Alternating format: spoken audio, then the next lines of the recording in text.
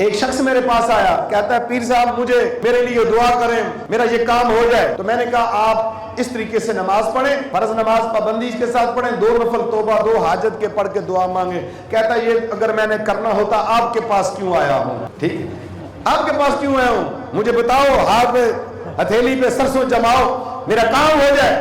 آج کل پیروں کو اسی لیے رکھا گیا ہے کہ پرائز بانڈ کے نمبر بتائیں، ٹھیک ہے، کاروبار چلوائیں، بچوں کے لیے دعائیں مانگیں۔ نہیں، پیروں کا یہ کام نہیں ہے۔ میں درگاہ شاہ قبول اولیاء رحمۃ اللہ تعالیٰ کے ساتھ سند کے ساتھ بات کر رہا ہوں۔ میں پیران کبار کے گھرانے میں پیدا ہوا، بچپن سے ہی جو ہے درگاہی نظام کو دیکھا ہے، الحمدللہ علم دین میں بھی اتنا ٹائم گزرا ہے۔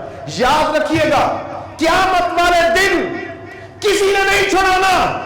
پیر کا مقصد کیا تھا؟